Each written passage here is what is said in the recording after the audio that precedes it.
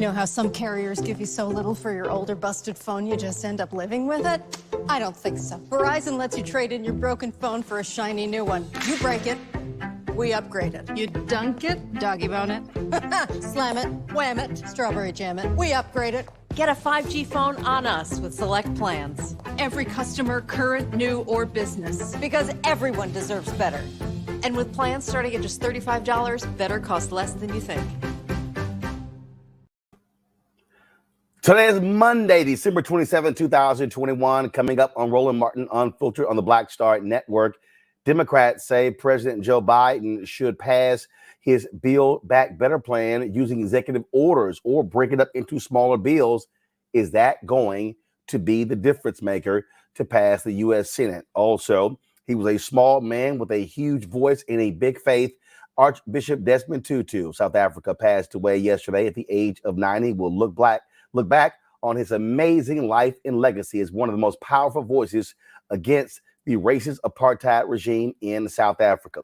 Also on today's show, it is the second day of Kwanzaa. We'll be joined by the creator of Kwanzaa right here to explain what it means all these years later. Also, a Georgia man gets a great gift. He's been exonerated, and a California Navy veteran calls the cops for help, but he gets arrested. Now he's suing. Also, holidays are over. Well, not really. Still got New Year's coming up. Have you ever tried cryotherapy, hot yoga? Our Fit Live Win segment will break that whole thing down. All right, y'all, it's time to bring the funk on Roland Martin Unfiltered on the Black Star Network. Let's go. He's got it. Whatever the biz, he's on it. Whatever it is, he's got the scoop, the fact, the find. And when it breaks, he's right on time and it's rolling. Best believe he's knowing. Putting it down from sports to news to politics. With entertainment just for kicks, he's rolling. It's on go, go, roll, y'all. It's Roland Martin, yeah. Rolling with Roland now. He's funk, he's fresh, he's real, the best, you know he's Roland Martin now.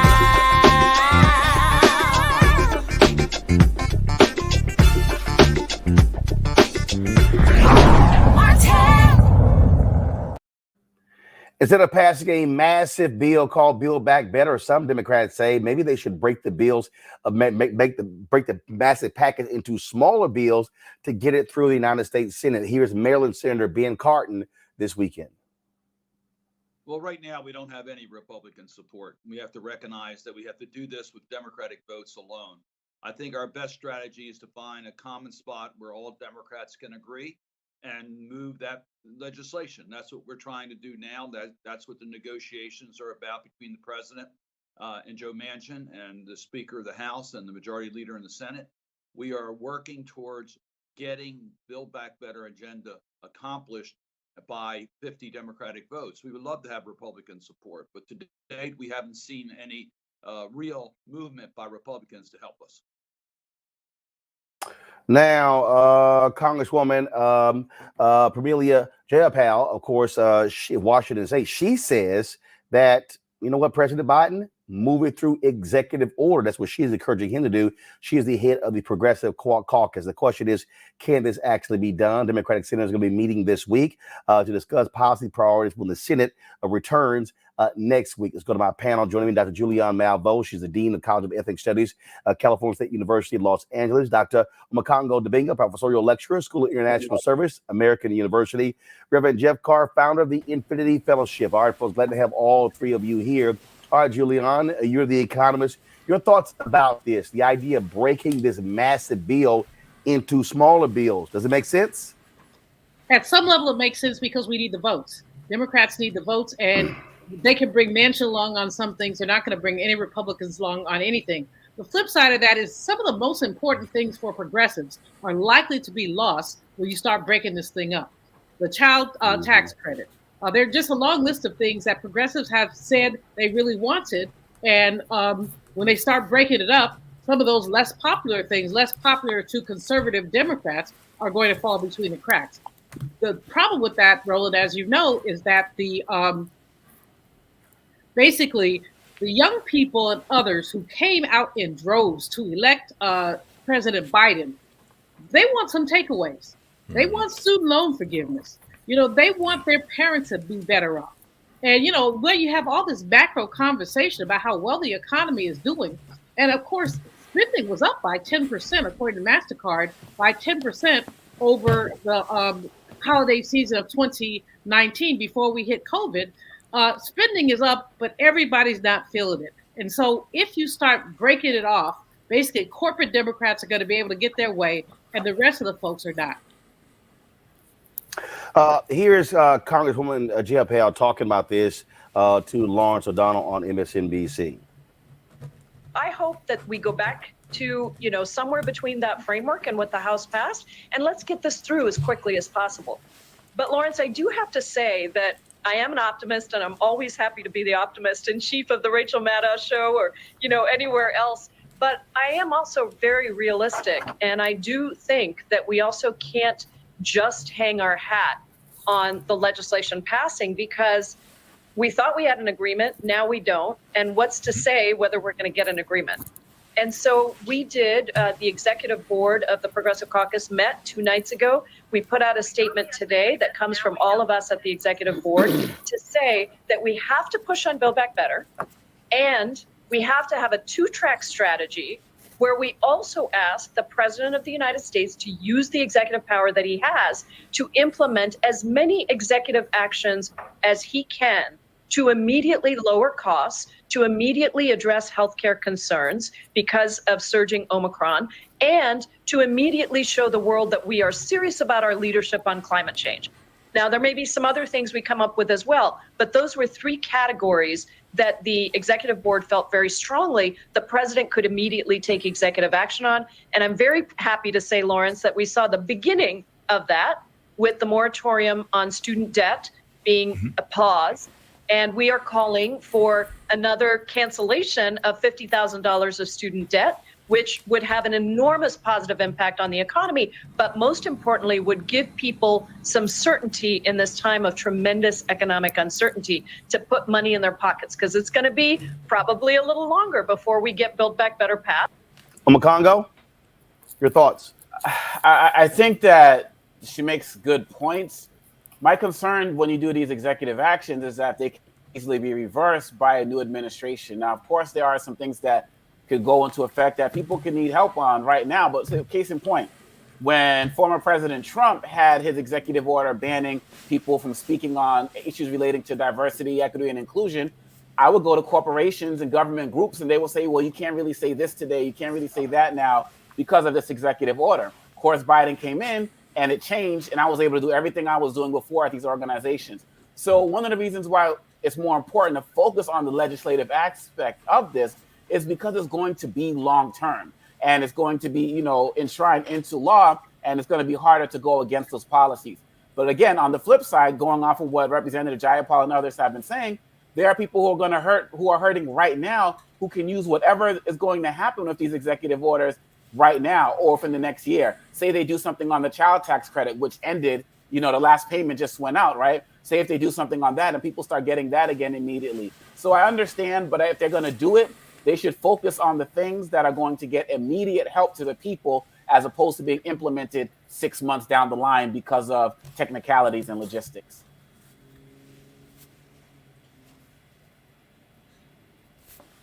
Jeff? Oh, gotcha, man. Can y'all hear me? Yes, go ahead. Happy holidays. Good to be here with you all during this season and to see everybody healthy and glowing. When we talk about child rearing, I always think about things in 2 contexts. One is child rearing and one is the game of life. When I think about child rearing, there's a point where when you're teaching them how to use the potty, you have to look them square in the eye when they're playing and say, listen, it's time to do it or get off the pot.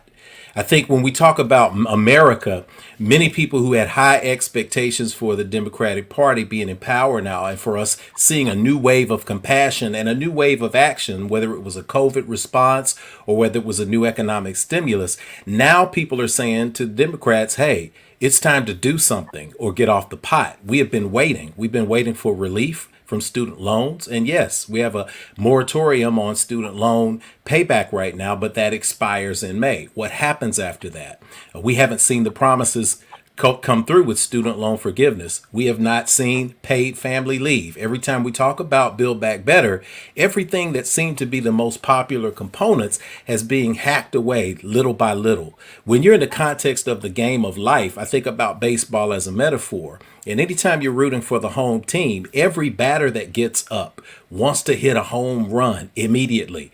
Joe Biden wanted to hit a home run. And on several levels, in terms of taking action immediately in the first 100 days, he did. He got some home runs. He got some triples.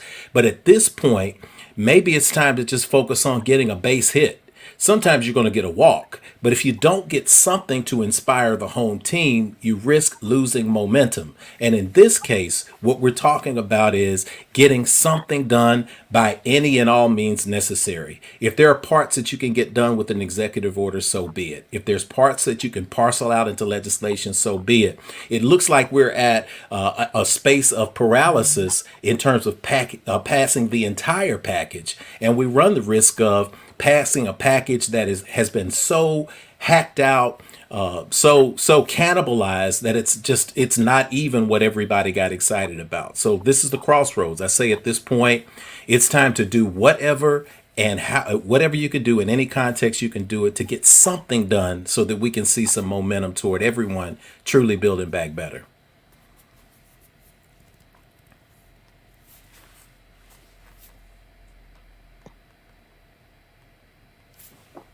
Can't hear you, Roland.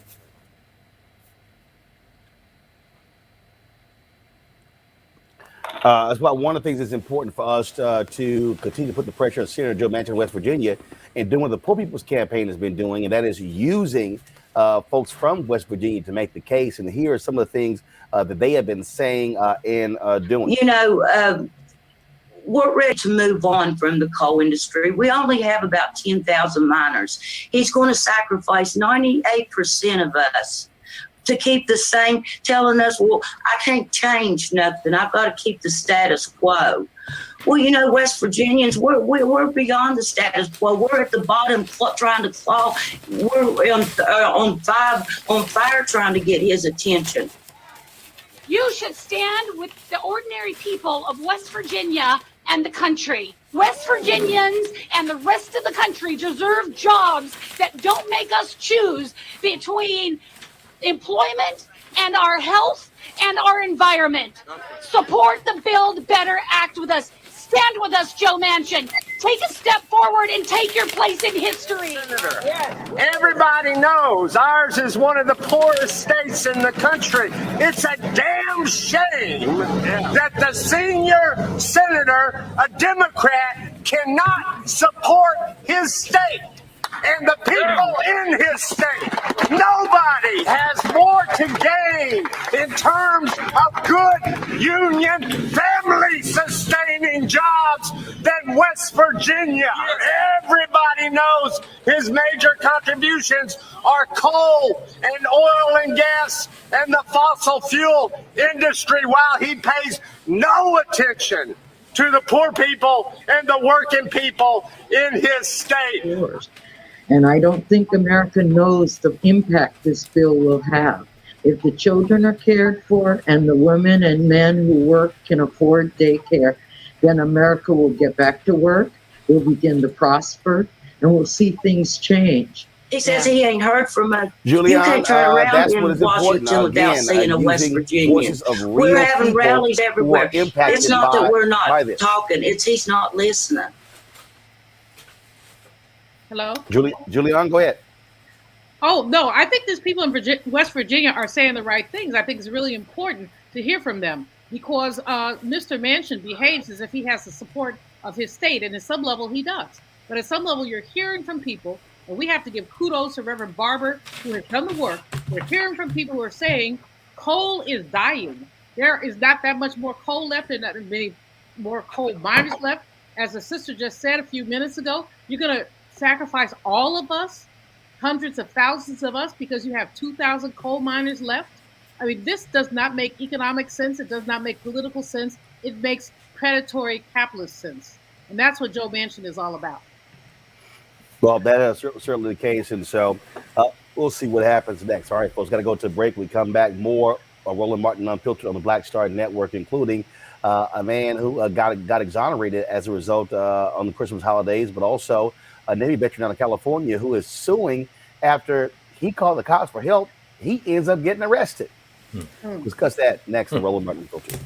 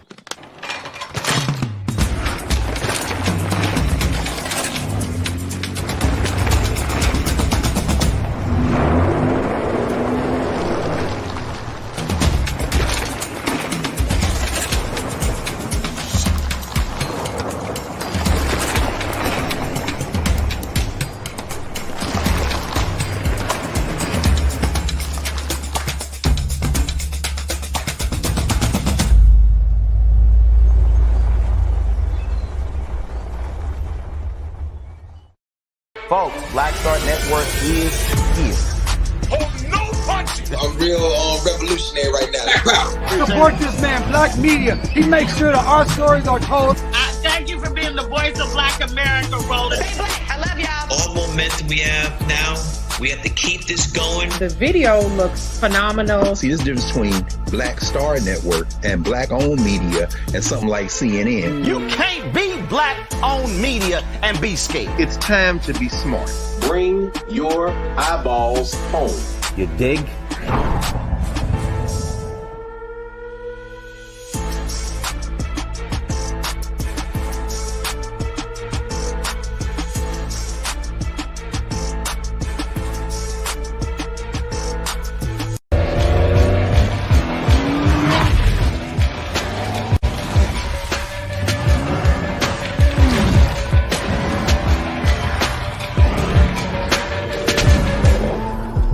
You want me to do something crazy, but I don't know what to do. I'd rather just sit here. Hi, this is Cheryl Lee Ralph, and you are watching Roland Martin, Unfiltered. I mean, could it be any other way? Really? It's Roland Martin.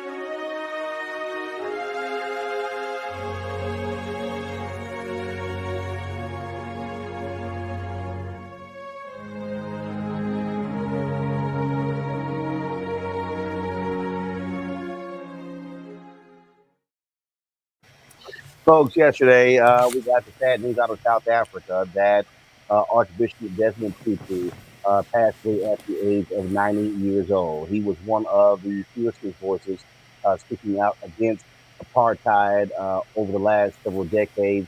When you think about central figures of the 20th century, 21st century, you think of Nelson Mandela, but you also think of Winnie Mandela. And indeed, Desmond Tutu won the Nobel Peace Prize.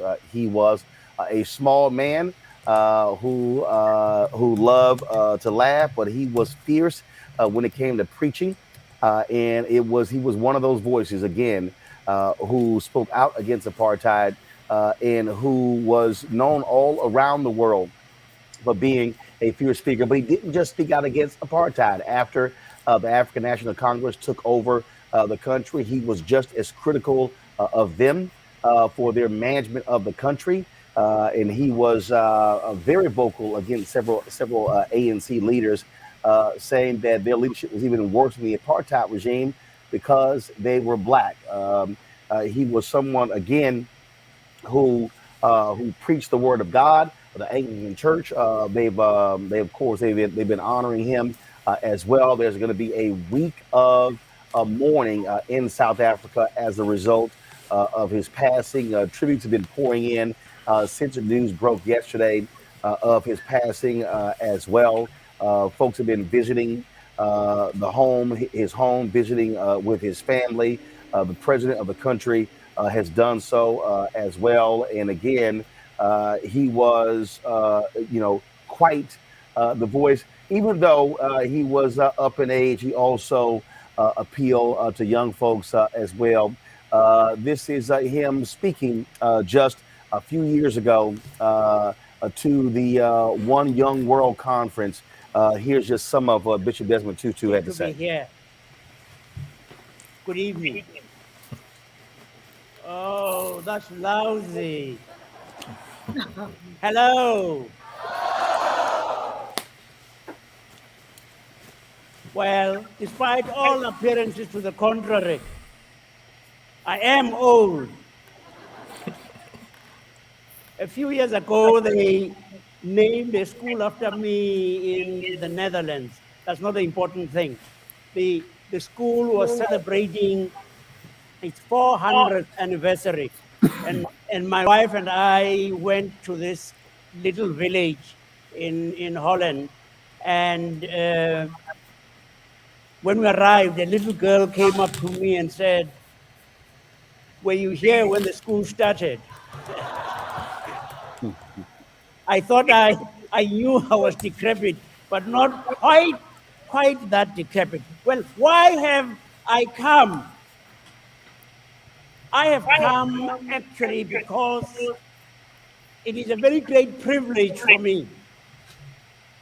And the privilege is I want to salute you, for you are a fantastic bunch of human beings.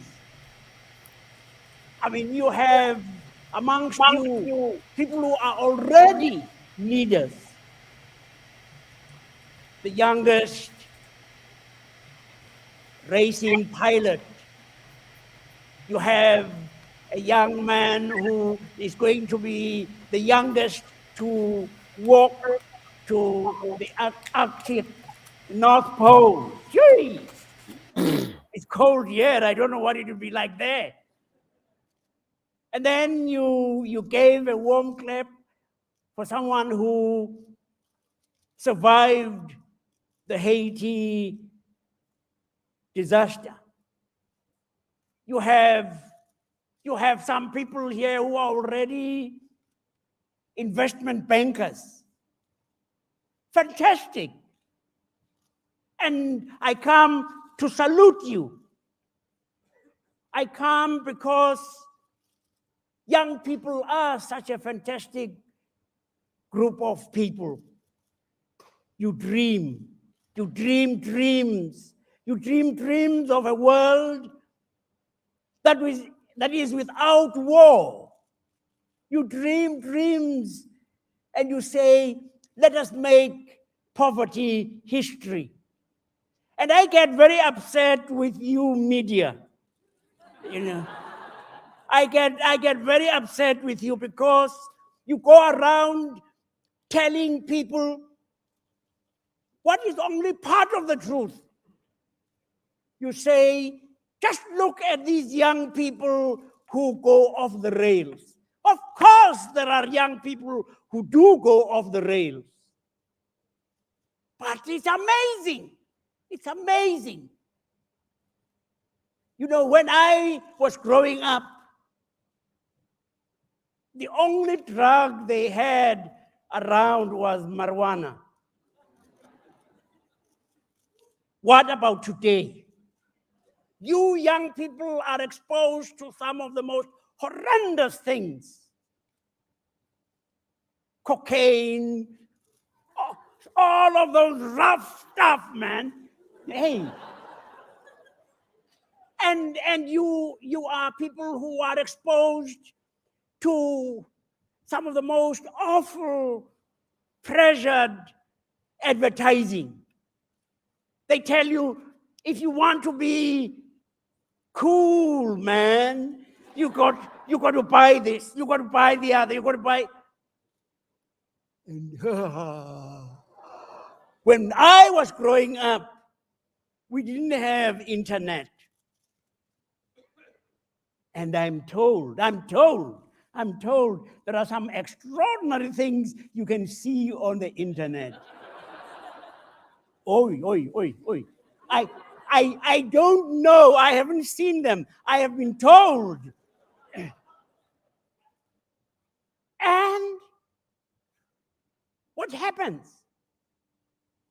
Young people like yourselves are exposed to all of these pressures. What ought to surprise us is not that some young people succumb and go off the rails. What should be surprising us? What should be making us say, yee, they really are fantastic, is that so many don't. What should be surprising us? What should they really are fantastic, is that so many. And I've visited a number of poor countries. I'm gonna go to Reverend Jeff Carr. Reverend Carr, he was a strong moral voice, desperately needed at a very difficult time in South Africa. Working away hidden, teaching schools in poor, remote villages. Yeah, we got you, Reverend Carr. Oh, we got me here. Okay. I think you summed it up very well, Roland. When I think about Bishop Desmond Tutu, Archbishop Desmond Tutu, I think about the experiences that I had with him indirectly, having not ever met the man physically, but observing him as a mentor from afar, coming out of high school at the height of the apartheid, the anti-apartheid movement, going and traveling when Nelson Mandela got out of jail to Atlanta to hear him speak at a massive stadium at Georgia Tech in my early 20s when I'd just gotten out of school, following the work of this Nobel laureate, listening to his words, adapting and adopting some of his humor, seeing him as very much a template or a model for what we all strive to do, hopefully when we're in touch with our divine purpose. I think Vine Deloria Jr., one of the great First Nations activists, summed it up pretty clearly when he talked about the difference between spirituality and religion. He said religion is for people who are afraid of going to hell. Spirituality is for people who've already been there. So when we talk about the transcendent energy in someone like a Desmond Tutu, we talk about the legacy that we pour libations to. We talk about the legacy of his joyfulness, the legacy of his intellect, the legacy of his ability to connect with so many people. And even as we talk about that, there are going to be some conversations that come up. They already emerged on something that Bishop Tutu himself said he pretty much didn't fool with, and that's the internet. So we have the voices on the internet reminding us of the clips from the Justice and Reconciliation Committee where he begged Winnie Mandela, Sister Winnie Mandela, to ask for forgiveness and to apologize. That didn't sit well with a lot of people. It still doesn't sit well with a lot of people. Some people would look at that and say, well, no, here's fault to point out. But I always notice that the largest detractors are the people who don't have anywhere close to the legacy of the people that they're criticizing. So I will say that the larger legacy of this giant, this elder who made it to the ripe age of 90, is that you've got to love beyond. You've got to commit to love, and you've got to put yourself in a place of non-neutrality. I'll close with this. When I'm teaching spirituality to my students and people in world religion classes, I always point out a great book by Dr. David Hawkins. It's called Power versus Force. And it talks about neutrality being a particularly high vibration because it keeps you in a space where you can make decisions from a good place. When you talk about neutrality in terms of injustice, that's a different thing altogether. And one great quote that I pulled that Bishop Tutu put into the world is this: if you are neutral in situations of injustice, you have chosen the side of the oppressor. If an elephant has its foot on the tail of a mouse and you say that you are neutral, the mouse will not appreciate your neutrality. So I'm so thankful for the life and legacy of this strong brother and this leader, and may he continue to inspire us now that he has transitioned to the space of life after life to live and walk in our divine purposes as well. He was indeed a significant voice. So I want to bring in John Hope Bryant, founder of Operation Hope. John, of course, posted a number of images and thoughts and reflections about Bishop Tutu yesterday and today on his social media accounts. Your paths often crossed. John, you called him a supporter of your work, but also a protector there as well. Just share us your thoughts and reflections of this small but giant of a man. Yeah, I'm actually, thanks for doing this, Roland. I'm actually sitting here trying to find my emails. For those who think that Archbishop Desmond Tutu, he asked me to call him Arch, by the way. He asked his friends to call him Arch. I'm trying to find actually the emails from him that he sent me. I'm trying to give you an example of one where he sent me emails from his iPad. So for those who didn't think that he was part of the, maybe at a time when he did that interview, he was not on the internet, so to speak. But in 2018, 2019, he was emailing me from his iPad with pretty humorous stuff, by the way. He had a wonderful sense of humor. My relationship with him, I'm trying to find this while I'm talking to you, Roland. My relationship with him really changed over time. And let me first say that I met him reputationally. I think he trusted me because of my relationship with Ambassador Andrew Young. And before that, I knew Mandela just very modestly.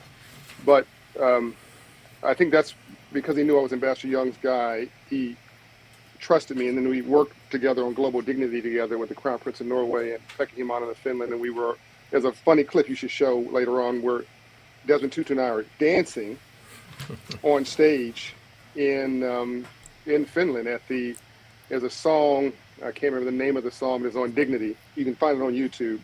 And when you first see it, he's very stiff. He had given his proper speech. He was the president of Finland.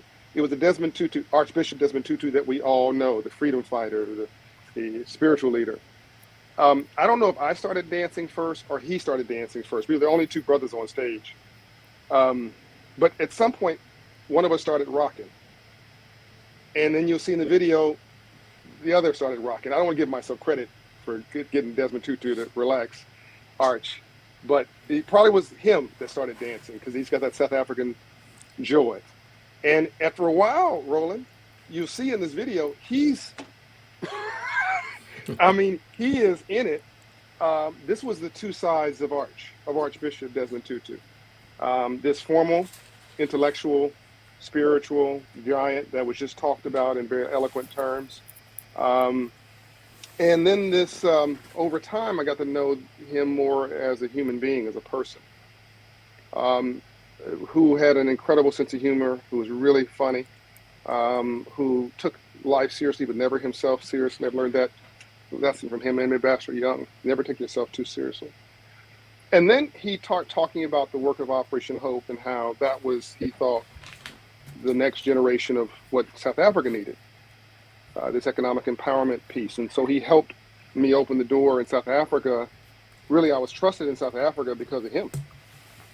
And there's a lot of stuff on the internet about that. I won't take up time on that. But he was my credibility in South Africa.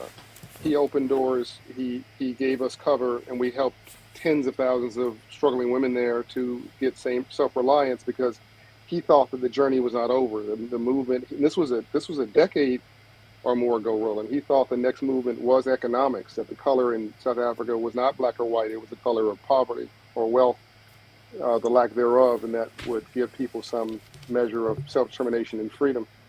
So he was a multi-dimensional person, and he had, again, a ferocious sense of humor. I just found a text from him from April 2017. I don't know if you can see that, Roland. I mean, that's an iPad note, okay? And it might even say from my iPad. Yeah, we actually see it. Thanks, dear young friend. I trust you and yours had a blessed and happy Easter. Yeah, we see it. Yeah. Sorry about that, yeah. So, and I don't know what else it says. I hope it's nothing private. Yeah. It'd be nice to see you when you're here. So, we had this incredible relationship, and I got engaged at a game park in South Africa. He called to wish me and Shatra his best, and I even talked to him when he was in the hospital. But once he transitioned completely, this was before the pandemic. He slowed down a lot. Then his assistants did a lot of his work, but he still was engaged and he still responded, and he never gave up. He never gave in. He never stopped fighting for justice. He never stopped fighting for truth. One of the things that when you talk about the economic piece, that was something that, like I say, he was highly critical of the ANC after they took over. He said because Black South Africans needed an economic boost, and he felt that the corruption that was existing, that they were actually wasting what the people handed them by giving them power. And so he was not going to be shy about criticizing white leaders under apartheid or Black leaders in the ANC. Correct. And I also want to go back to something that the good brother said before me, and he was so eloquent and elegant in what he said about Archbishop. But there was a misunderstanding, I think, about the whole thing with Miss Mandela, with Winnie.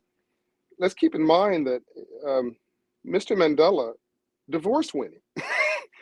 we're not in their relationship. We don't know what happened, but he divorced Winnie.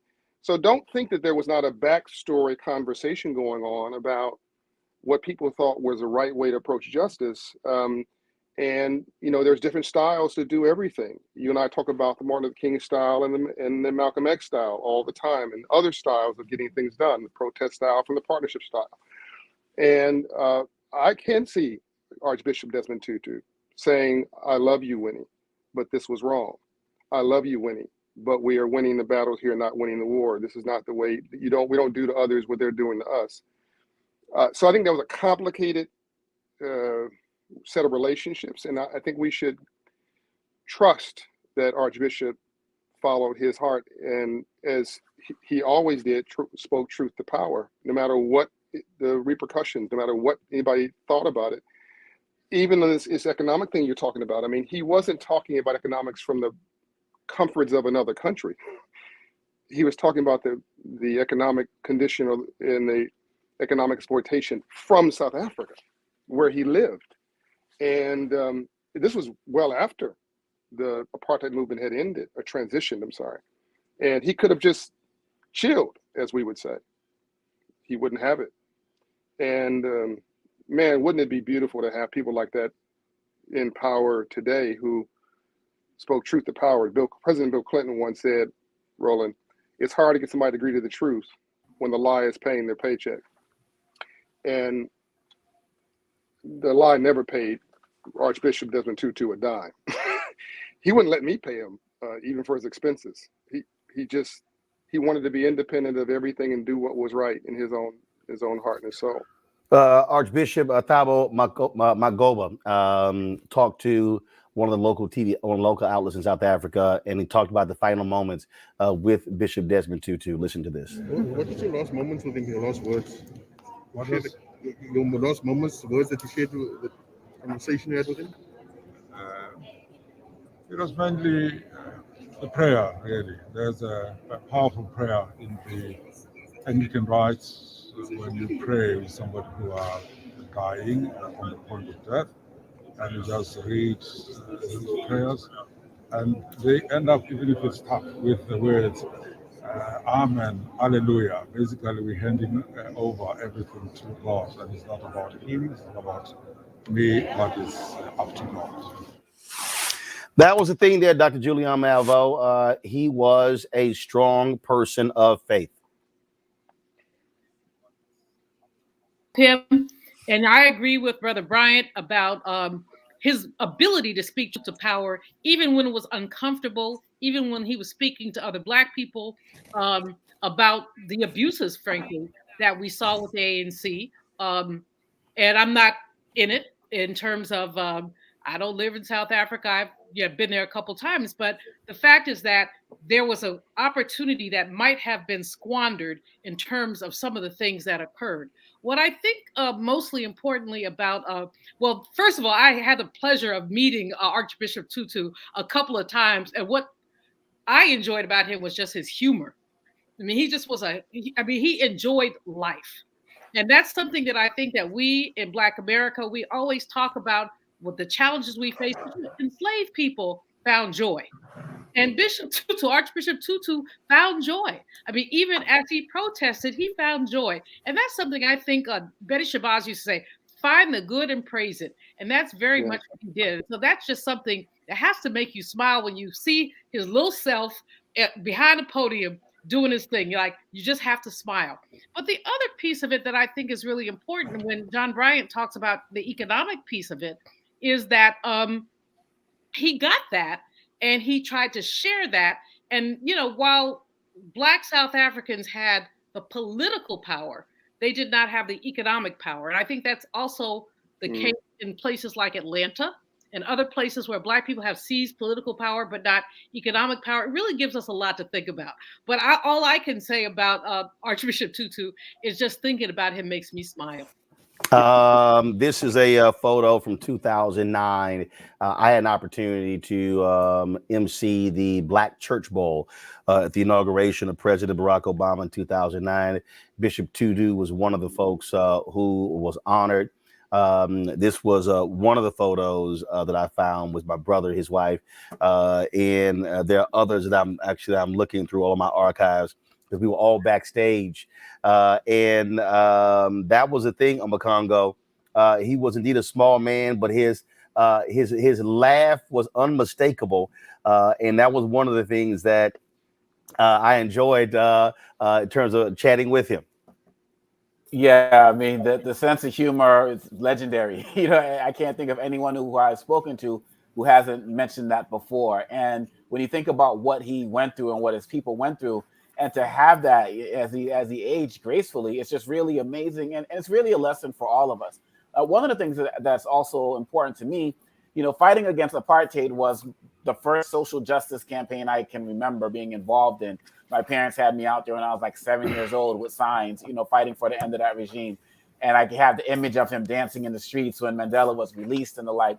But I think it's also important to remember that he was an international icon, not only just because of what he did in South Africa, but the causes that he championed across the globe. He was very pro-Palestinian, Yes. which, you know, got the ire of many from the Israeli government who didn't like some of his stances there. He was also a big advocate for the LGBTQ plus community. He said, if gay people aren't allowed in heaven, that's not a place I want to go to. I'd rather go to the other place, right? And he was also a big advocate for climate change as well. And he wanted to make sure that some of the pipeline that we're having here from the U.S. to Canada wasn't going to happen because he saw how that would affect indigenous rights. So he is somebody who realized, as Dr. King said, that injustice anywhere is a threat to justice everywhere. And he fought for that. And that's why there are so many people who are not engaged in the South Africa movement for freedom who know who this man is because of the stances that he took in support of them as well. Black Lives Matter, the list goes on and on. Whatever there was an injustice, he was right there fighting for it. And we should all be mindful of that and really carry on that legacy as well. John, I first met him years ago when he was honored at the Trumpet Awards in Atlanta. And I remember first it was a long night. I swear the taping took forever. And one of the things that Tutu said there was he thanked Black America. And what he said to every African American who was sitting in that room, he said, y'all need to understand. He said, when we were children, we would be in the trees and playing. And he said he remembered an image of a torn ebony magazine that was on the ground. And he said it was that image, seeing how African Americans were living, that inspired and gave them hope there in South Africa. Correct. And as usual, Roland, you are ahead of your time in the way you're framing and seeing things. By the way, I want to give respect to Dr. Malvo. Dr. Malvo, one of our few Black economists in this country who does an extraordinary job. I don't want to waste time reading the quote. I guess you can find it online if you're looking for it. But when he was 84 years old, Roland, to this point, after we had talked about dignity and how important that was in the world, it was pretty non-controversial to talk about dignity. I mean, it translates in every country in the world. And we start talking about this more difficult issue of capitalism, which, and money, which is religion. People confuse in our church, in the Black church, people would say, oh, the money's evil. And then he would correct and say, no, the love of money is evil, Desmond Tutu would say, Archbishop. And he wanted to bring this conversation that he thought had succeeded in pivoting Blacks in America into the next battle for freedom, the economic battle, I call it civil rights. He wanted to bring that conversation to South Africa. And so I wrote a book that needed credibility. It's called The Memo. And I went to Archbishop and I said, I know this is not your topic. And you may actually think you want to end our friendship now, because I'm talking about capitalism, free enterprise, economics, and ownership and opportunities, a mechanism honorably to set us free. And he said, no, you misunderstand me, my son. And I'm going to see if I can just read one line from his quote. He said, we regrettably live in a system of haves and have-nots. And then he goes on, our creators intended each of us to share in the earth's bounty. None of us should be without the means to achieve prosperity and wellness. And he goes on. But then, so I asked him to just confirm, because this came from the secretary, Roland, just confirm that this is what you want me to say. He said more than this. And he wrote this back. Thanks. Go with it. God bless you. Arch. Now this is Arch. This is May. Can you see that? May 2017. Am I doing that right? Yeah. May 2017. So that makes him what, 86 when he did that? Yep. Still, I mean, just banging on the walls of justice, banging on the door saying, "Let my people in." He's like, "Fine, that was great. We finished with apartheid. Great." The new problem in South Africa and Africa is poverty. Let's now deal with that. And he wanted to be an instigator for good, and that's why he gave me that quote, and that's why he pushed that and other things we were doing there, and not just me, a lot of other people. But yeah, he's ahead of his time. Truly an extraordinary figure. I'm going to close out our segment on Bishop Desmond Tutu before we go to break. This was the number of videos with him with the Dalai Lama. And first of all, I mean, if you want to see the two individuals loving on each other, laughing at each other. But to John's point, to Julian's point, here is Archbishop Desmond Tutu talk with the Dalai Lama about joy. So now here, you, Tutu, my long time, my friend. You see, you have, I think, great potential. Great potential, yes. I mean, great potential is to create more happier humanity. Yes. So even you see, just look, you see your face. I think many people, you're always laughing, always joyful. That itself, very positive message.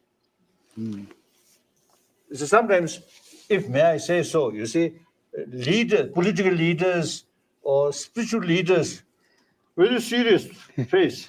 Then, as soon as saw you see that serious face, we feel little sort of, hesitant. Oh, so see your face itself. You see something. It's a big nose. and sometimes you see your eyes. Oh, look, big round. Oh, that sometimes scares me. Yes. So I really appreciate you come and join our sort of the work. He said something, John, in that interview that I thought was interesting. Again, it's an amazing interview. And he said, Dalai Lama said, the interviewer asked him a question about both of them thinking about death. And the Dalai Lama said, I would hope that the last image I would have before I leave would be his face and that smile. Yeah, and by the way, Roland, go ahead. Yeah, no, go ahead. Now, I know you're wrapping up. I found him dancing. Do you have time for this? Yeah. I don't know if or do this. Yeah, or text me the link. I was looking forward to while you were talking. Yeah, I'll just text it to you. You can put it on your show later or whatever. Got it. If it is inspiring. These guys inspiring us even in physical death. He's been promoted. He's chilling in heaven, and we still dealing with taxes and politics. Well, Bishop Desmond Tutu was indeed an amazing man. We want to pay tribute to him for an extraordinary life, passed away at the age of 90 years old. John Hope Brown, I appreciate it, man. Thanks for sharing your thoughts. Love and light. Folks, got to go to a break. We come back. We'll talk with the founder of Kwanzaa right here on Roland Martin Unfiltered on the Black Star Network.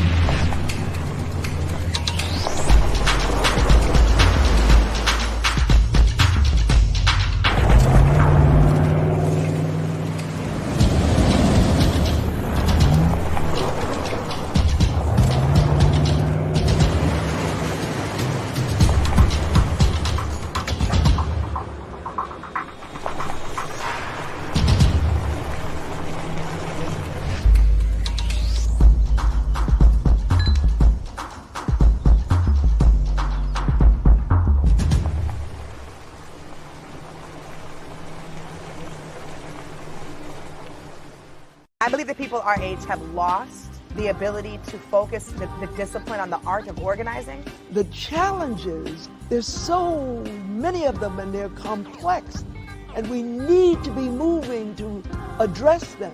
But I'm able to say, watch out, Tiffany. I know this road. That is so freaking dope.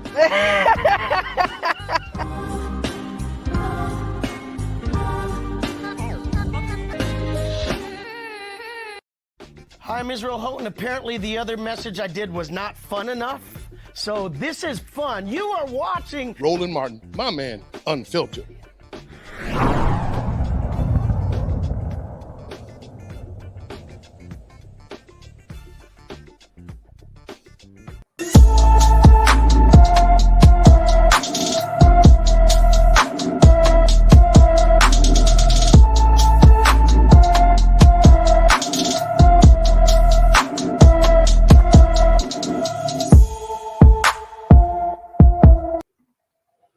All right, folks.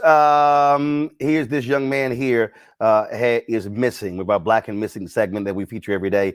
14-year-old Isaac Martis left his Roseville, Minnesota home for school on December 14th. He never arrived and has not been heard from since. Isaac is 5 feet 2 inches tall, weighs 110 pounds, with black hair and brown eyes. He was last seen wearing a puffy gray coat with a red hooded sweatshirt underneath, black sweatpants, a Minnesota Twins winter stocking cap, and a Minnesota Twins backpack. If you have any information on his whereabouts, please contact the Roseville, Minnesota Police Department at 651-767-0640, 651-767-0640. Folks, the CDC, they've now revised their rules and regulations regarding folks who are asymptomatic of COVID, moving it from 10 days to 5 days. We wanted to get an explanation of what this means. Joining us now, Dr. Justin Turner, CEO of Turner Care. Doc, glad to have you here. You're there, of course, out of Mississippi. And so can you explain what this really means? Now going from 10 to 5 days, it is for people who are not showing symptoms or those who are showing symptoms? Well, first of all, thank you so much, Roland Martin, for having me on your show. Yes, this news has come out, and it's something that has been looked at and kind of investigated going on a couple of weeks now amid the surge of Omicron. And a lot of the evidence is basically suggesting that the Omicron variant is not as severe compared to the Delta strain. And it also appears to be less likely to cause hospitalizations, less likely to cause deaths. So it looks like most people who are spreading COVID spread it within the first 5 days. So a lot of the guidelines are centered around if someone has COVID now, and we already see that the predominant strain, it appears to be Omicron. You know, we saw it, overseas, and now we're seeing it in the United States. So very soon, Omicron is going to be the majority of the cases. So with that being said, if someone has COVID, the prior guidelines used to be isolating and quarantining for 10 full days. But now, if someone is asymptomatic, that quarantine time can be reduced to 5 days. But they also are saying after those 5 days, still stay masked up as you're interacting with people. Yeah, so reduced to 5 days, the first 5 days, because like I said, in that window, that's the time where patients are more likely to possibly spread disease.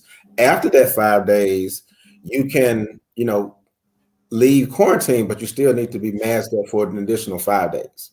And like I said, during that time, you're less likely to spread it. So that's part of the guideline, is first reducing from what we previously knew was 10 days down to 5 days. Now, we also know that with the winter surge, we're going to likely see the increased cases, the increased hospitalizations, and what follows hospitalizations? Deaths. We also see the hospital systems beginning to be overwhelmed. We're already seeing that again. So what does that lead to? It leads to staff shortages, nursing shortages, respiratory therapist shortages, and those shortages just basically overburden the healthcare system and make it very difficult for us to be able to treat patients. You can look in the hospital and see rooms available, but if you don't have staff to take care of them, then what can you do?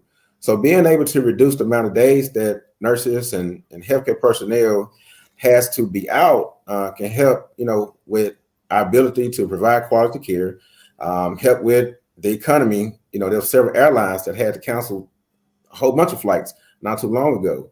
So this new information, appears to be something that's going to definitely be helpful, because the Omicron does not appear to be as deadly as the Delta strain. And we also appear to see a more rapid onset of action of disease, whereas the people who are spreading are usually doing it within the first few days. All right, then. Dr. Turner, we appreciate you breaking it down for us. Thanks a lot. Yes, sir. Glad you're doing better. All right, yeah, getting there. Still got a little cough, but we certainly are getting there. I appreciate it. Thanks a lot. Yes, sir. Thanks for having me. I appreciate it, folks. Today is day 2 of Kwanzaa. Of course, began in 1966. It was founded by our next guest, Dr. Melinda Karinga, who joins us right now. Always glad to chat with you, Doc. How you doing? Yes, and my first name is Maulana.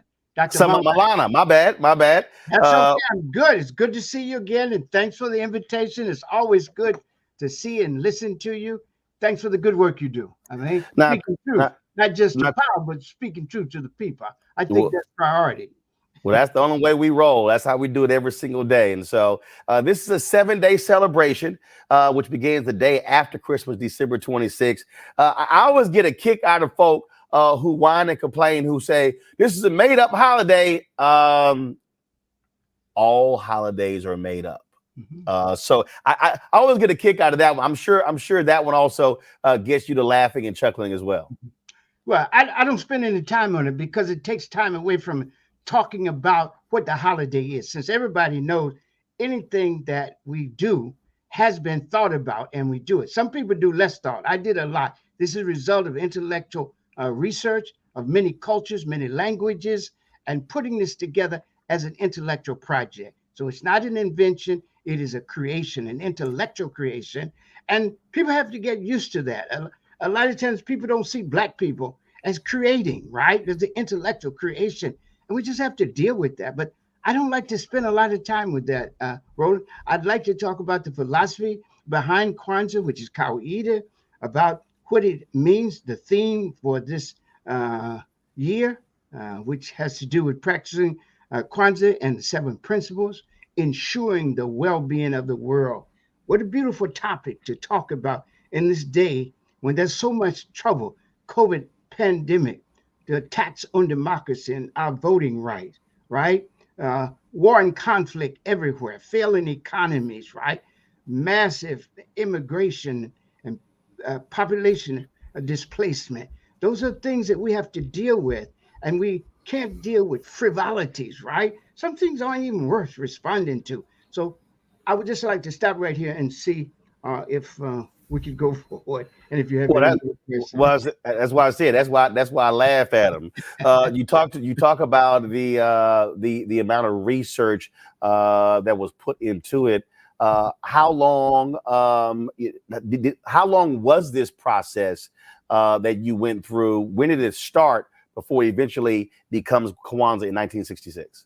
Well, I started studying African cultures in college, right? Especially in community college. Then I went to UCLA and I met a lot of continental Africans, and I did self study of Swahili. I chose Swahili because it was Pan-African. It's the most widely spread African language.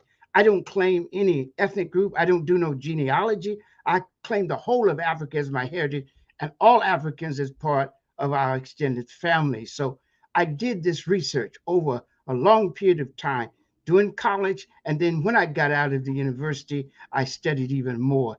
And I did this in the early 60s. I left college, I should say the university, in order to join the movement, right?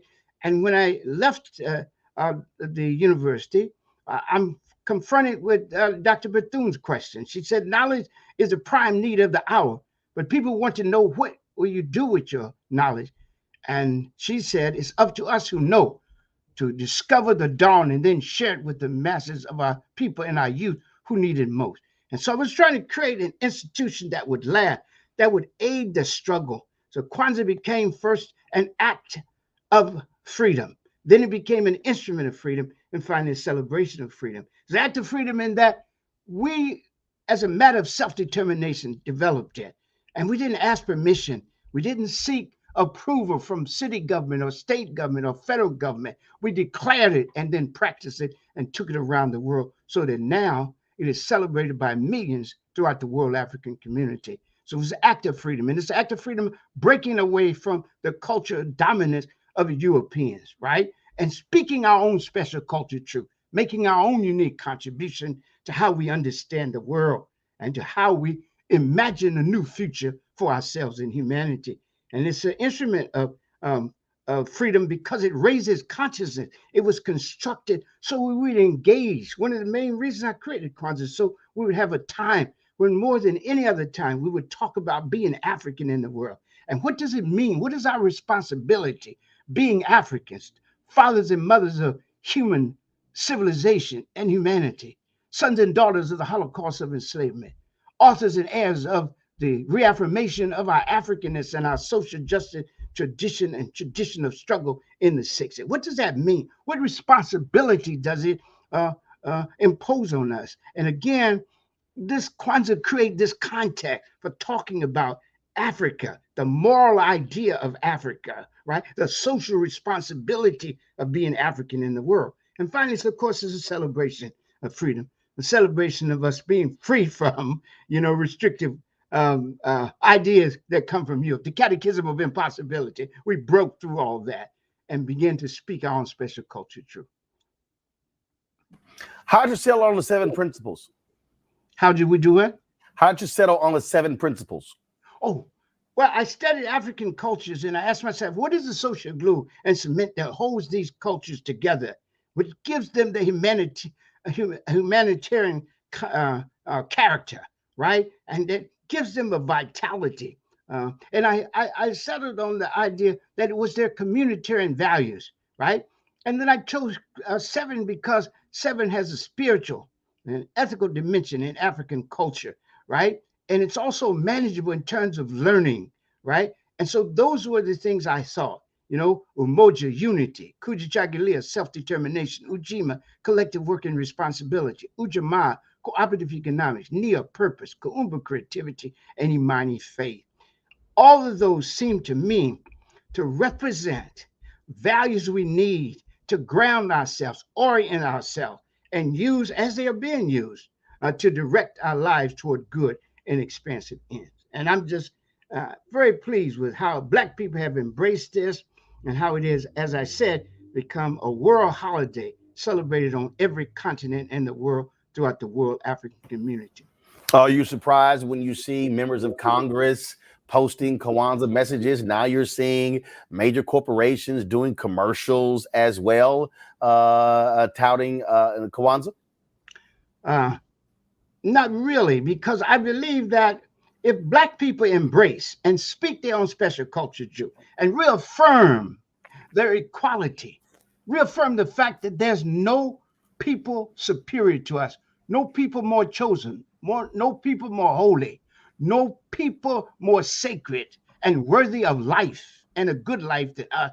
If they stand up and do that, people respect that. And they respect the appreciation that people have for, that Black people have for Kwanzaa. And therefore, I would expect it. The other thing I think, Roland, is that there are 2 aspects to every great message, right? And you can see that in religious faith. There is a particular message that speaks to the people who create it and who first know it, right? But then it has a message also that is universal. So that Kwanzaa and the message, Kawaida message, speaks both to African people and the best of what it means to be both African and human in the fullest sense. And people can identify with that human aspect of it. So who can be against umoja or unity? That we should have unity in our family, in our community, in our nation, in our world African community. Who can deny that except haters, handmaidens, and hirelings of the dominant society? And who can deny the right and responsibility of self-determination to define ourselves, to name ourselves, to create for ourselves, and to speak for ourselves, and to raise images above the earth that reflect our capacity for human greatness, and to know it is good, and to announce that it is good. Self-determination. This is a fundamental human right It's the right of freedom. And then who can deny, Ujima, that we need to work to build the good communities, societies, and world we want and deserve to live in, right? This is so important. The same with Ujamaa, cooperative economic, shared work and shared wealth, right? We have to do that. We have to work and we have to share the wealth. The social wealth that we create should be more equitably distributed, not only in our community, but in the society and in the world. That's a major issue with the world today. The increasing gap between the poor and the rich. It's obscene, the kind of wealth that people have gotten at the suffering and oppression and occupation of other people's land and the seizure of their resources and the misuse and exploitation of labor. And we if you're a moral person, how could you? And one of the things I wanted to say, and I hope you'll let me do this, I want to just pay homage to Archbishop Desmond Tutu. Y'all were talking about, and this is one of the main issues he was talking about in South Africa, in the world, the gap between the rich and the poor. He was a spokesperson for the vulnerable. And we know that, and Kawida teaches us, and this is a fundamental conversation in Kwanzaa, that we measure the moral quality of any society by how it treats its most vulnerable people. And therefore, in our sacred text, it says, give food to the hungry, water to the thirsty, clothes to the naked, and a boat to those without one. Be a father for the orphan, a mother for the timid, a caretaker for the sick, a shelter for the battered, a raft for the drowning, and a ladder for those trapped in the pit of despair. So we say that. And I like Archbishop Desmond Tutu. I met him twice. One at a reception for that Mayor Tom Bradley was mayor of Los Angeles. And then we brought him to Cal State Long Beach, my university, where I teach at. I'm professor and chair of the Department of Africana Studies there. And I enjoyed talking with him. And y'all are right. He was a man of joy and justice, right? And he reminds me of the Odu Ifa, sacred text of Yoruba land, ancient text, that says, let's do things with joy, for surely humans have been chosen, divinely chosen, to bring good into the world. And this is a fundamental mission and meaning of human life. And I think he embodied that. He did good with joy. And Odu said, if you're really a good person, you love doing good. You just don't do it because you can do good and you taint it by the attitude you have by. But he enjoyed doing it. And he was a spokesperson for the oppressed in every land. The gentleman that spoke about how he stood up and was even whitelisted for it, for speaking on behalf of the Palestinians, how he supported LGBTQ rights, and how he took the case of the poor and the vulnerable and the suffering people around the world and spoke a truth for them. And so we have to honor him for that. May the joy he brought and the good he left last forever. And may all his family, friends, and loved ones be blessed with consolation, courage, and peace. For surely he has risen in radiance in the heavens and now sits in the sacred circle of the ancestors among the doers of good, the righteous, and the rightfully rewarded. Hotep, Ashe Heri, as we say in Kawida philosophy. Let's go to my panelist. First up, Dr. Julian Malvo. Habari gani, Malana? Dr. Julian Malvo, it's so good to see you. You know, I came all the way to LA and I got to see you on Rolling. Because you don't see you in LA. You know, we were supposed to get together. We'll do it in the new year, okay? We'll absolutely do it. But I want to just, first of all, I want to thank you. I want to thank you for Kwanzaa. I want to thank you. I try to disabuse my melanin deficient friends. This is not Black Christmas. This is something totally different. You know, when a white girl sent me a note this morning and said, Happy Kwanzaa, I just sent her the website and said, read this. Don't send me this nonsense. She meant well, but that's not the point. But what I want to engage with you about, or just ask you about in the context of Kwanzaa and the many places that is celebrated, is the timing of it. What made you choose to put it at the end of the year? Is not Black Christmas, but some people see it that way. And what I see it as, in some ways, is an alternative to the predatory capitalist consumerism that Christmas has become.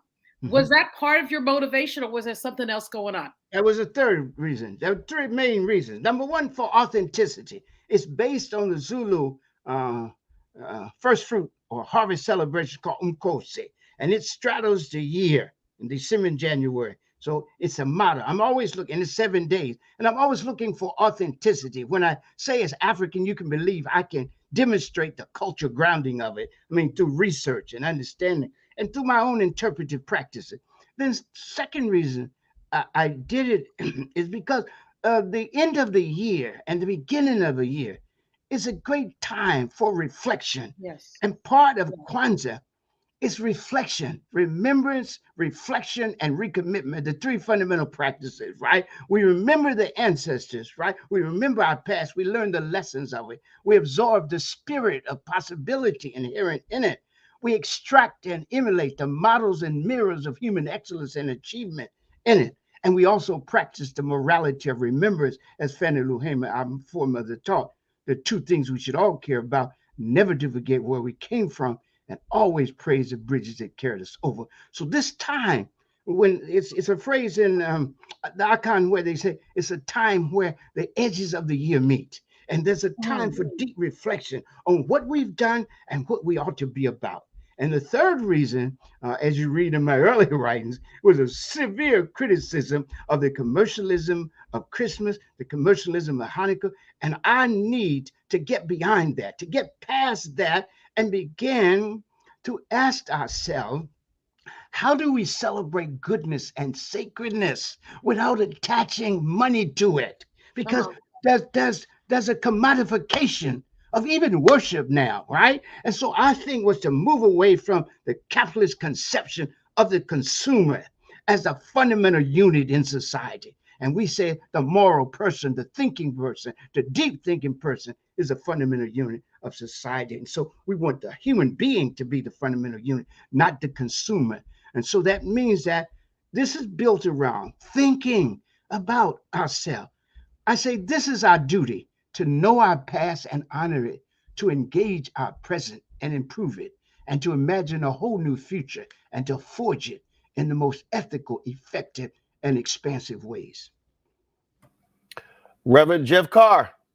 First of all, thank you, Dr. Karenga. It's an honor to be on with you and to have this conversation and just to be able to bounce some things off you. I think we often don't meditate on just how fortunate we are when we have elders like you around who are still able to share. We often think about, what would Dr. King do? What would Malcolm say? What would Ida B. Wells think about the media and how it's evolved? But we're blessed to have the actual founder of the holiday here. So with the digital space, we can be very, very clear. So I wanted to ask you, in your wisdom and experience around building Kwanzaa and knowing where it started a year before I was born to right now where it is, you've been able to observe this progress from an idea, a vision that you birthed into the world. That can be really difficult because you're still suffering through the critiques that everybody who has not birthed things into the world are hurling. But what I want to ask is this. Here in Nashville, Tennessee, I drive by the bridge, and some people who celebrate Kwanzaa have convinced the mayor to light up the bridge in red, black, and green. They've been doing that the last 3 years. They've convinced people to put displays of Kwanzaa on the public square. And yet, black people still get less than 2% of the city contracts. We still don't fill the power positions in the city, but there's an outward celebration that is becoming more mainstream. How do we, as people who support birthing new things in the world, how do we maintain the legacy to make sure that people absorb the principles, practice them all year, and use that as an inspirational space to prevent the commodification of the holiday? Thank you so much, Reverend. I appreciate that question. And if I understand it correctly, it seems to me that in the final analysis, all of it starts with each of us. And what we need to do is, first of all, learn the beauty, the integrity, expansive meaning of Kwanzaa and maintain that in the way we approach it. We have to learn what it is. Sometimes black people think because they be black, they know black. They confuse sometimes. they confuse ontology and epistemology, because, yes, sir. And I understand it. We do know something about ourselves, but feeling pain don't make us a doctor, and coming to our own conclusion don't make us a philosopher, right? Yes, sir. Yes, sir. Study I'm not discrediting our basic knowledge. We have a knowledge, and we have to appreciate the masses as an infinite source of knowledge and ability. But at the same time, we have to specialize. And when we choose to honor something, we have to embrace it and we have to defend it. We have to build a wall around it, a culture wall. You know, one of the things I've said that we are vulnerable to the dominant society's culture. It's a consumerist culture. It's a capitalist culture. It's a racist culture.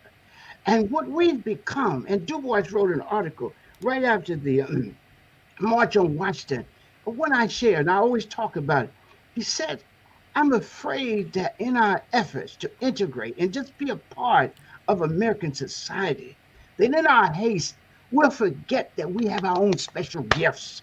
And we'll begin to feel closer to Germans than to Africans. And what we have to do is make sure that we reaffirm the beauty, the sacredness, the ultimate meaning of ourselves. We have to celebrate ourselves. And Kwanzaa is about celebrating ourselves. But it means the more you know about yourself, the more you can celebrate yourself. And the more you understand yourself, the better you can assert yourself. Self-understanding and self-assertion are dialectically and inseparably linked. The greater the understanding you have of yourself, the greater the ability to assert yourself in dignity-affirming, life-enhancing, and world-preserving ways.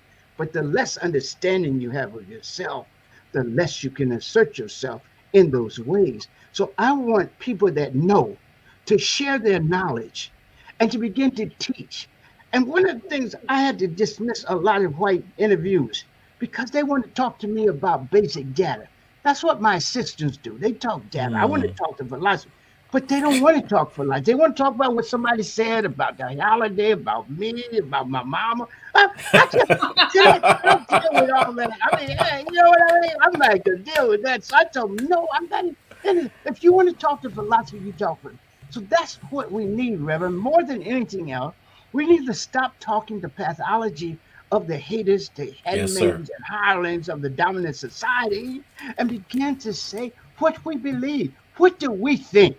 We know what they think. The question is, what do we think?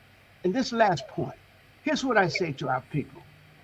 We have to face it. When we say African American, remember this. We are American by habit and African by choice. And we have to choose to be African every day. We get up in the morning, we don't even have to think to be American. We don't have to think to have a consumerist mind, to have a vulgarly individualistic mind. It's cultivated every day in the media, in whatever in our educational process. But we have to choose to do good in the world. We have to choose to see ourselves not only as human beings, but as world beings in the African sense. In Swahili, you have two words for the human being. Watu, which is people, and then Walimwengu, which is world being. Watu is human being, and Walimwengu is world being. So if you teach that, those philosophies, which I say African philosophies, you teach Kwanzaa, what it means, how to practice, how to light the candle. Why do we choose black, red, and green? Black for the people. Why do we light the candle first? There's a whole philosophy in there. We light the black candle first because it shows and stresses the priority of the people. Why do we have it red? The red is for struggle. The green is for future. So we light the candle first to say, without the people, nothing. Second, without struggle, there's no future. So we light first the black candle, right? In honor of our people, right? And then we light the red candle to show our commitment to struggle, to bring good into the world. And then we light the green candle to show the promise and future that emerges from, as Mary McClever said, our ceaseless striving and struggling. Congo. It is truly an honor to be able to speak with you tonight and get all of this knowledge. I've been celebrating Kwanzaa since for my entire life, and it's all I know in terms of this time of year. And you know, I know my dad is looking down right now, just proud of what you have done for all of us. The question I have is this: I was speaking to a white woman about what Kwanzaa is and breaking it down, and she started studying it, and she said, how could anybody be against the principles and the idea of what Kwanzaa is and really started considering also celebrating it. I was wondering if this is something that you have seen from people of other cultures. We talked about, corporate and politicians, putting out Kwanzaa greetings and the like, but have you seen people of other cultures actually looking to embrace this in some way, shape, or form? Because even though the roots of it are African, the ideals are so universal. Okay. Appreciate what you said, Evangelist, man. Thank you so much for that. The reality is this. Kwanzaa is essentially a celebration of Black people. A lot of times people ask, can other people celebrate it? But they're not asking other people. They don't mean do the Native Americans, can they celebrate? Nor the Latinos, nor the Asians. They ask about white people, right? That's the standard, right? But the question has to be rephrased. The question is not, can white people celebrate Kwanzaa? The question is, can they celebrate Black people? Because Kwanzaa is a celebration of Black people. Can they celebrate the beauty and sacredness, the excellence and achievement, right? The awesome march we made through human history. Can they celebrate that, right? If they can celebrate that without trying to insinuate themselves and make them the subject of every sentence, right?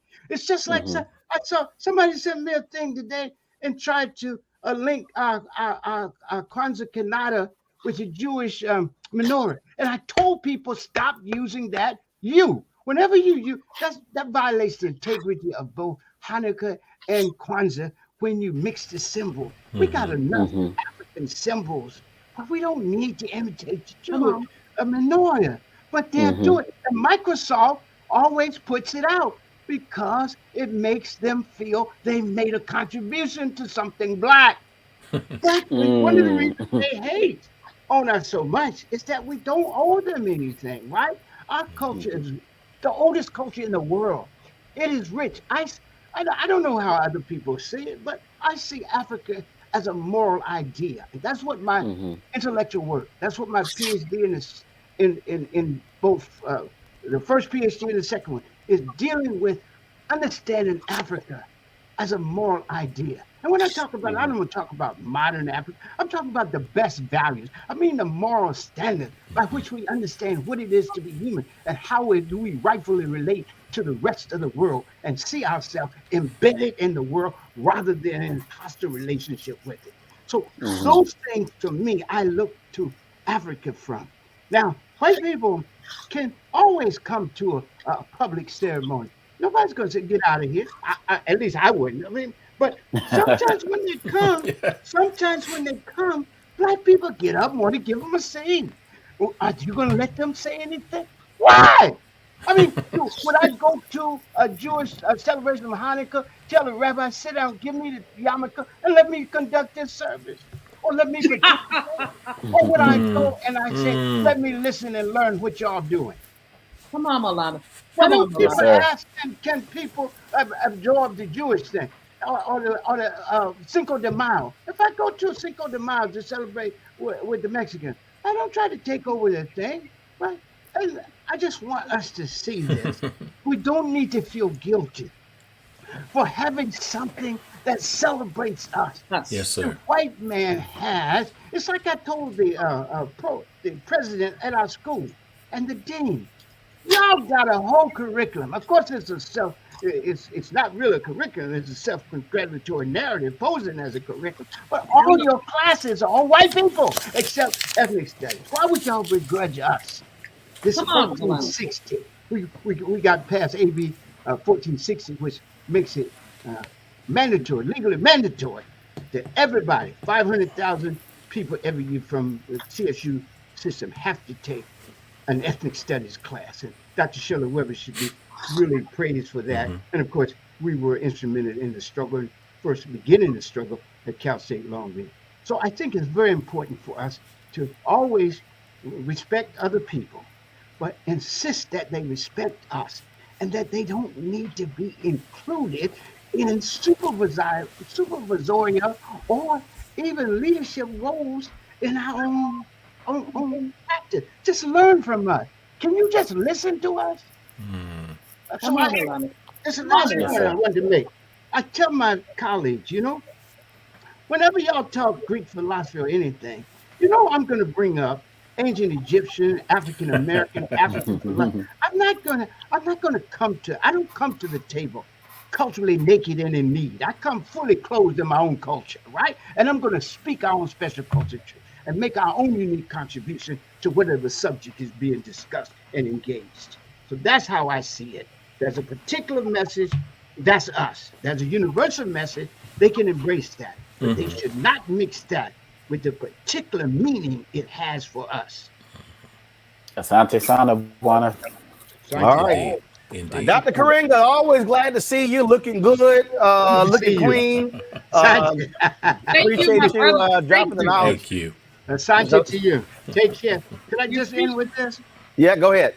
To all of us listening, Heri za Kwanzaa, happy Kwanzaa.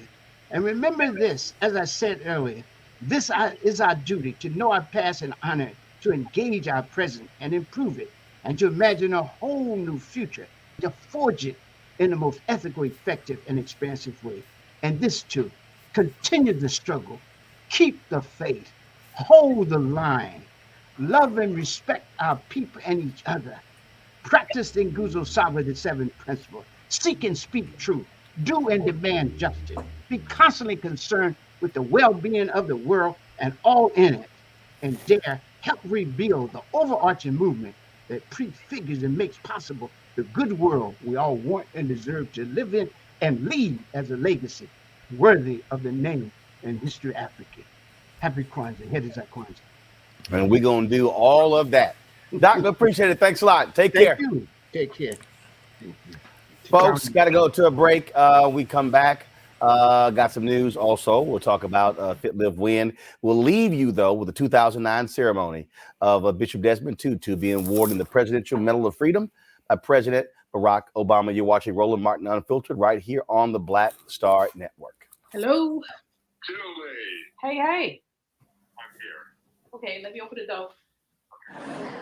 With unflagging devotion to justice, indomitable optimism, and an unmistakable sense of humor, Archbishop Emeritus Desmond Tutu has stirred the world's conscience for decades. As a man of the cloth, he has drawn the respect and admiration of a diverse congregation. He helped lead South Africa through a turning point in modern history, and with an unshakable humility and firm commitment to our common humanity, he helped heal wounds and lay the foundation for a new nation. Desmond Tutu continues to give voice to the voiceless and bring hope to those who thirst for freedom.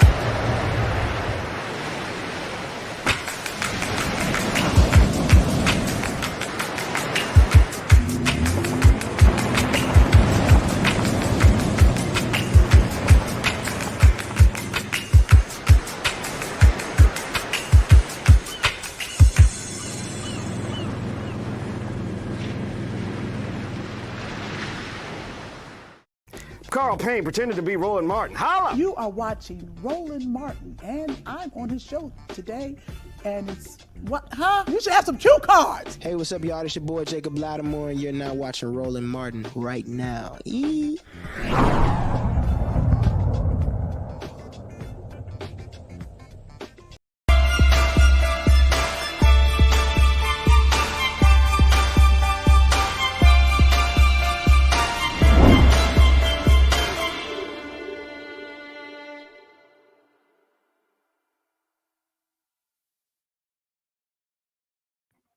All right, folks, time for Fit, Live, Win. And what is Bikram yoga? You know, we hear a lot about those things. We hear a lot about yoga, all that good stuff. So what exactly is Bikram yoga? Well, we got an expert who joins us right now. And last name might sound familiar. She's wife of one of my panelists.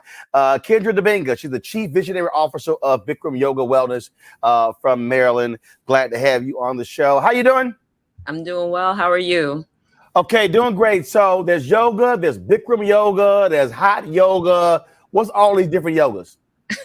Bikram yoga is the original hot yoga done in a heated room of 105 degrees and 40% humidity.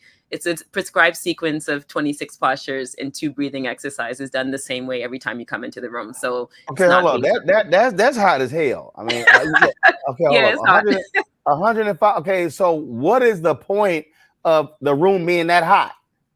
So you can sweat, eliminate toxin through your skin, which is the largest organ of your body. You also are able to loosen up more effectively with the heat as opposed to, working out through a cold body.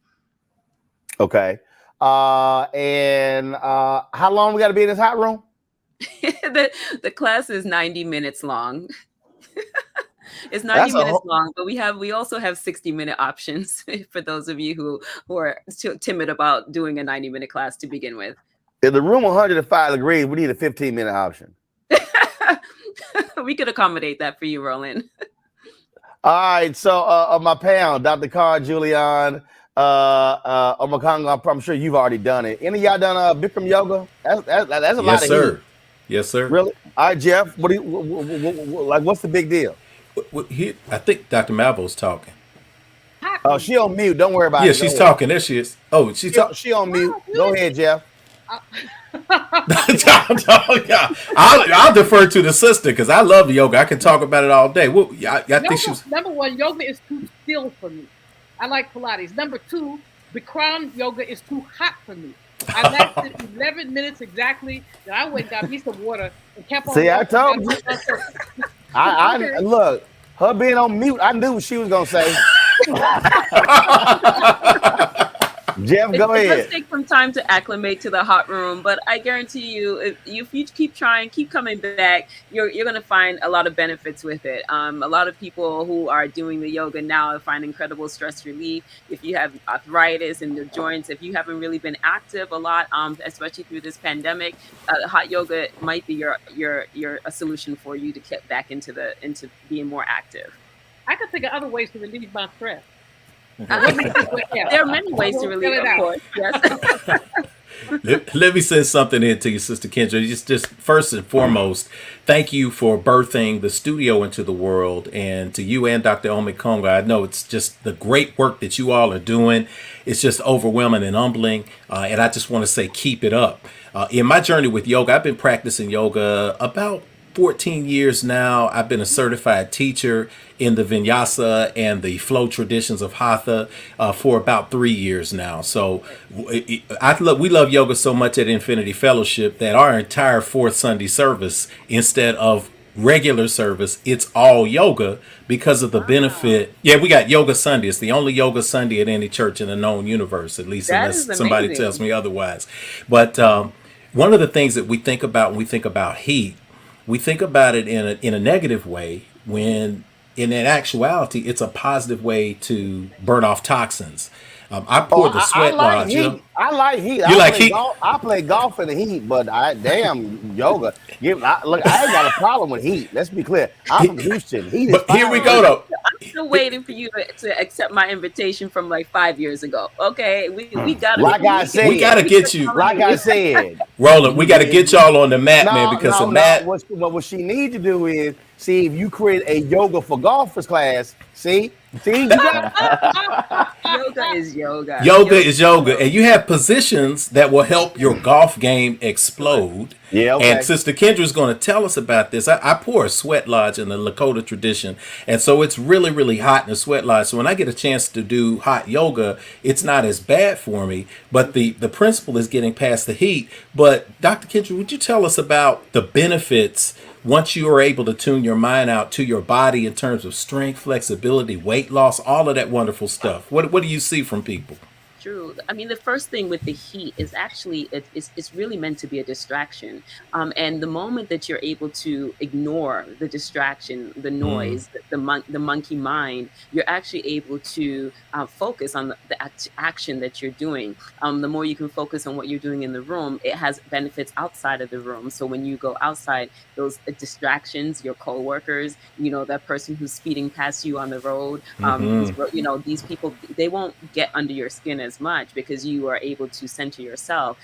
So what we realize when people come into the room, they're like, oh, I got to drink water. I got to do this. I got to, but these things are all distractions. And when you think about our daily life, everyone is distracted, right? And so we would all benefit actually from stilling the mind and being able to focus. I think this is what we're finding even with the children, right? They're not focused. They're all over the place. And so how do you actually succeed in life if you can't focus on a task? How do you actually accomplish your goals if you can't focus? So I think beyond just the physical benefits, of course, people will lose weight. People come in and do a 30-day challenge. We have our 30-day challenge starting on January 1st. They'll come in and do a 30-day challenge, lose massive amounts of weight. But beyond that, what they're doing is creating a routine around health, around a healthy behavior, around activity, which is something that we're seeing, especially through this pandemic. More and more people are sitting. More and more people have tight hamstrings because their glutes are underactive,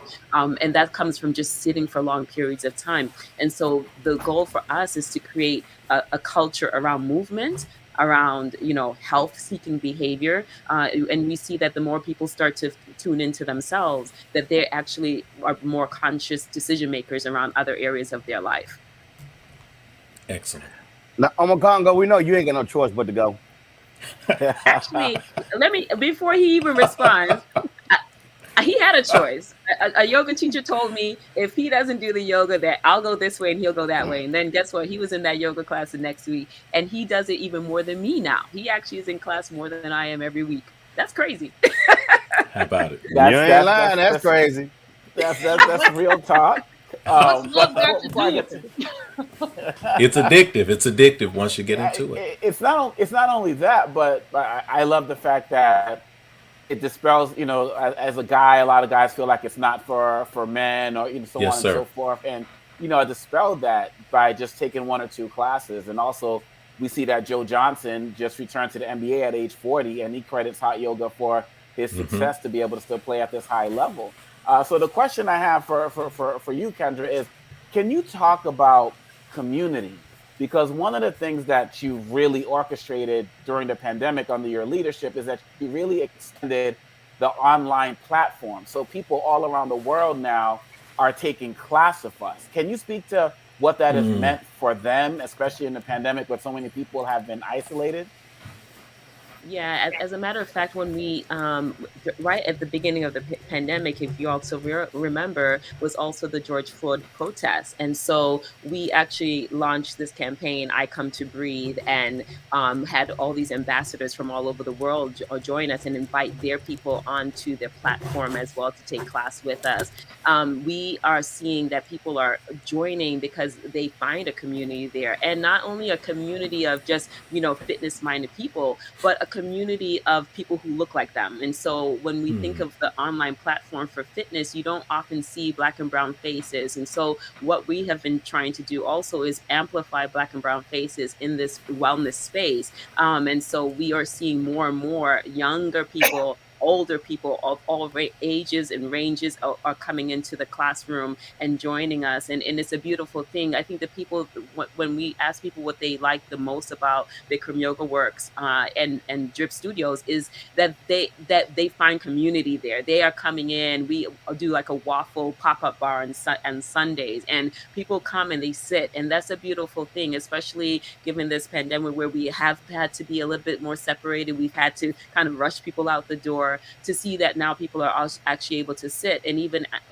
before classes, people are talking to each other online and in the studio. And it's a beautiful synergy that we are seeing happening. More and more people are actually focusing on their health. More and more people actually have the time now to focus on their health. They're not rushing through rush hour traffic to get here, there, and everywhere.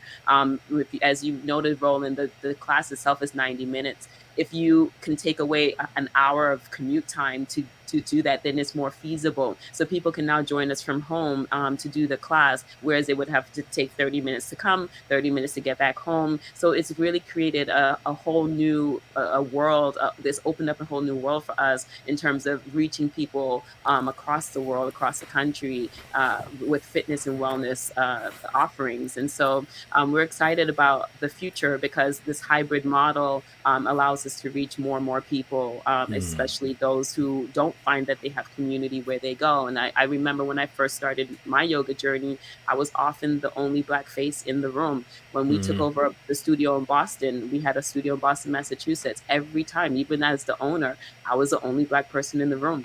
And I was often, being looked at, like I was the oddball, even as the owner. And so it was to me, I think this is such an important thing for us to be able to contribute in this space, because we are taking care of our health, but it's not often highlighted, it's not often seen. So our goal is to make sure that we are seen. And we have Pilates too, Dr. Malvo.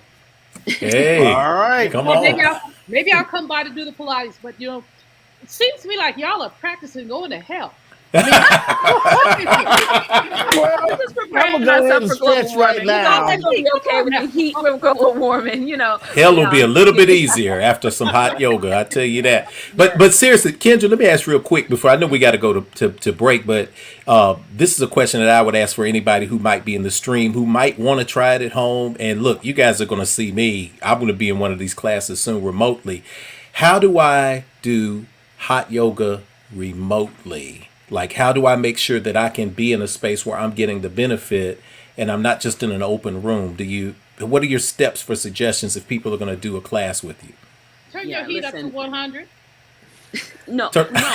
Oh, no, it's got to be 100. No, it's got to be 105. No. In fact, for us, we saw that during the pandemic, everything turned on its head. So if you were thinking you had to do hot yoga in 105 degrees, we saw people not doing it in 105. They were doing it in their regular old rooms. Some people did heat up their bathrooms and steam, use the steam from their showers. But people also learned how to go do less. So with the heat, you're actually able to go much further in the stretching, and in a safe way. But when your body is not heated up, you cannot do that. And so people had started to learn their limits. But it was what I saw the most that impressed me the most was that people were actually improving their practice. Because they were more conscious of what they were doing in their movements. They were more reserved. They weren't like push. They were like, okay, I'm going to slowly guide myself into these movements because I'm not in the same environment. So the goal is for people to move. And if you are able to do yoga and move, that's it. And you can do the Bikram yoga series even without the heat. And that's the beautiful thing about it. You could take this practice everywhere and anywhere you go. Awesome. All right. We appreciate it. What's the website? BikramYogaWorks.com. All right. Well, we certainly appreciate it. Thanks a bunch. Glad to have you here, Kendra. Have a good one. Thank and then you. Again, Take care. Yeah, get that yoga for golf, and I might drop by. We'll do a broga class for you and your guys. All right. Broga. Copyright that. I love it. It's all about golf. That's the most important thing for me. I appreciate it. Thanks a lot. Thank you. Take care. Hey, folks, real quick. A Georgia man is free after spending 23 years in prison for a crime he did not commit. Devanya Inman walked out of the Augusta State Medical Prison to the open arms of family and friends. In 1998, he received a lifetime sentence without the possibility of parole for the murder of Donna Brown, who was a manager at a Taco Bell. Well, years after his conviction, the Georgia Innocence Project found evidence linked to another man, later pleaded guilty to 2 other murders. And so I'm sure his family is pleased and he is home. And also in California, a San Diego man called the police after he was attacked by a stranger last year. But instead of seeking the attacker, the cops arrested him. Now he is fighting back. Stephen Keith, a 32-year-old Black U.S. Navy veteran who was on crutches at the time, described the police use of force in a claim he filed in San Diego on October 11th. He says responding officers tackled him, knocking out some of his teeth. He's seeking more than $25,000 in damages for his injuries, pain and suffering, legal costs and lost wages, and unspecified punitive damages. I say go after more than that $25,000. All right, folks, that is it for us. We are out of time. I appreciate all of you being here. Jeff, Julian, Makongo, thank you so very much. And also all the folks who have been watching. We're going to close the show out. This was the White House interview that Bishop Desmond Tutu did after he received the 2009 Presidential Medal of Freedom. And I think this is a good way for us to close out the show. Folks, thanks so much. And again, prayers go out to his family. A week of mourning in South Africa for Archbishop Desmond Tutu, who passed away yesterday at the age of 90. Folks, thanks so much. Being a catalyst, being there with other people, changing a situation of injustice to its opposite, changing oppression, and hoping you can usher in freedom and democracy. But the most important part of it is remembering that you are just one part. You may be a part that inspires others, but you know that it is because you're part of a team. Any instance of people not being given the opportunity of realizing their full potential is one that riles me. I don't know whether you know the prophet Jeremiah at one point has said to God, I don't want to be a prophet, and God persuades him and he becomes a prophet. And get quite annoyed with God because he has constantly got to be condemning people he loves. And he says, but if I keep quiet, your word is like a fire in my breast. And one does have that same kind of thing where you really do wish you could keep quiet. And there is something that says, if you keep quiet, you know you're being untrue to yourself, untrue to your calling, and that you will end up with a deep sense of maybe even disgust at yourself, but certainly dissatisfaction. The thing that I know about myself is that I do like the limelight. I do love to be loved. I mean, nothing riles me more than to be unpopular. Now, in a way, that can get into the way of your doing things when it's not clear whether you are saying or doing something so that the spotlight turns on you, or you are saying it really because you want to change the circumstance. In the Bible, there's a piece where the Apostle Paul says he's got a thorn in the flesh and has asked God, please remove it. And several times God has said no, and God says,